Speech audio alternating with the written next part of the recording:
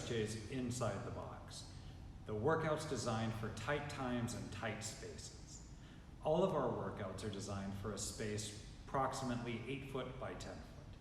We should be able to get through all of these in about 25 to 45 minutes, depending on how you pause the videos and how much time you spend at each station. Follow along with us, pay attention. We're going to give you some insight as to how these workouts are actually supposed to be completed. So if you follow along with us, you will get better.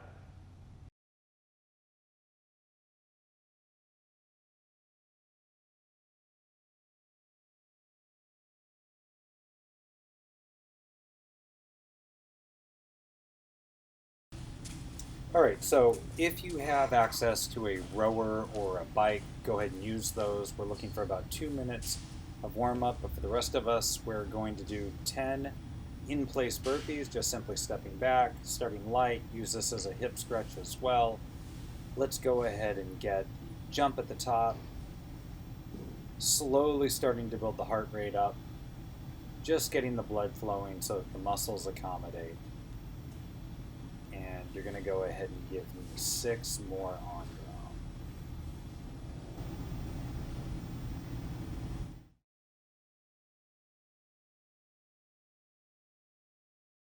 own. And with that cardio out of the way, let's go ahead and move on to the dynamic stretches.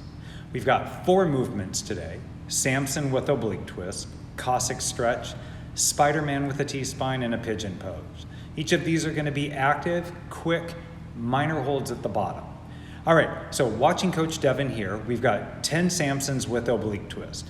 Driving out, not letting that back knee hit the ground, balancing as you twist left and right. If this is a little too difficult, you can drop that back knee and instead of having the hands overhead, reach towards the back heel. Next, we're gonna go Cossack stretch.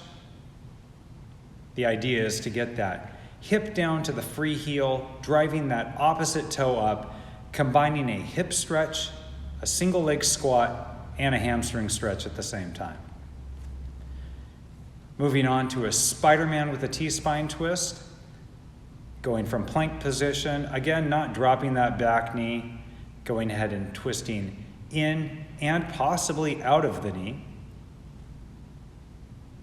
And then transitioning, still from that plank position, into a pigeon pose. Kicking that heel up before driving the knee forward, bringing the shin across the body, dropping the hip, and lifting that chest up. You should feel this mostly in the hip and the glute with a little bit of core activation. Now you've got 10 movements of each of these. Again, if something feels like it needs a little more work, go ahead and pause and take that time. Today's activation focuses mainly on the upper body with a little bit of the lower body. We're starting off with 10 IYTs. This can be done with a minor amount of weight. Now you'll notice Devin here in a hinge position. What you don't see is he's pulling those shoulder blades back, tightening the core, almost like he's going to be lifting a really heavy deadlift. Resetting the scap each time we move from the I to the Y to the T. You're going to feel a lot of fatigue in the middle of the shoulders in that mid-trap area. Next, we've got 20 split squat jumps or jumping lunges. The idea is to drive quickly up, catch yourself, slow recoil. And lastly, our third movement is going to be from the back. 30 bicycle kicks. On your back with your hands under your hips, either slow and controlled, hovering just above the ground, which will be the most challenging, or if that's too challenging, lifting the legs up and making the circles a little bigger. Now you've got 2 rounds of these, 10 of the IYTs, 20 of the split squats, and 30 of the bicycle kicks. Give yourself some time and let's get started.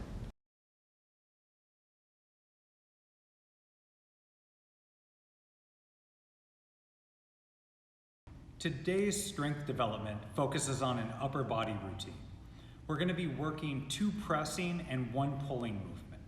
The idea is superset the plyometric push-ups in the floor press with the dumbbell rows.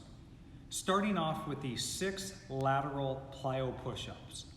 Now, a lot of times push-ups themselves are challenging for us. And so if this is the case, let's stick with just slow, controlled, long lever push-ups if possible. But if you have it, we're gonna jump side to side. Now, if you'll notice Coach Devin, he's maintaining a proper plank and a soft landing. The last thing you wanna do is catch yourself with long arms and locked elbows. It's a recipe for disaster for the shoulders. Next, we're going to work 8 dumbbell floor press.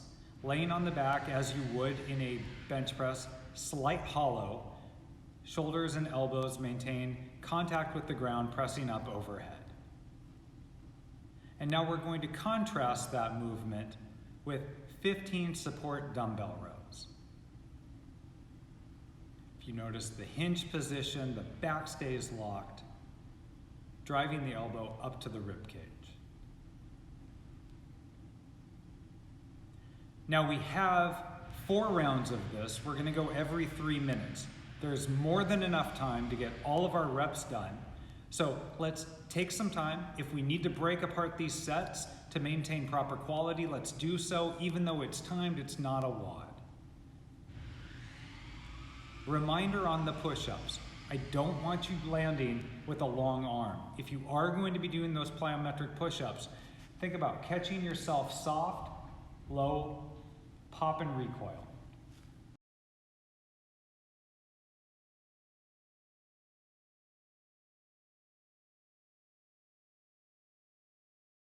All right, let's get our equipment together, our space together.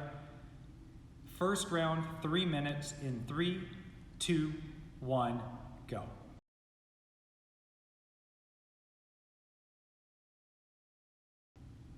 Now moving on to today's workout, dead weight. It's a interval style, 4 minutes, 5 rounds. Supersetting 75 double unders with a 100-meter dumbbell front rack carry. The idea is high intensity cardio with these 75 double unders. Now 75 can be a lot even for those who have really good double unders. The shoulders start to fatigue, the core starts to fatigue, and so then you're retaxing that load in a contrast movement of a slow controlled carry. In 4 minutes, you should be able to get through 75 double unders or about half as many attempts. Let's say 40 for today. Then a 100-meter dumbbell front rack carry. Now, if you don't have the 100 meters, what we're gonna do is turn that into 10 walking lunges or 10 in-place lunges in a front rack carry. In this, the points of performance are to have the shoulder blades back, abs slightly engaged. Let's make sure that we're actually carrying this in a front rack and not over the shoulder like a jacket or a purse.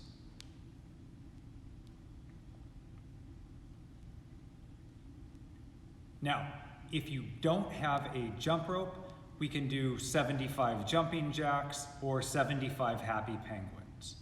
You're familiar with both of those movements, so let's go ahead and get our stuff together, grab your water. You will have time for a little rest.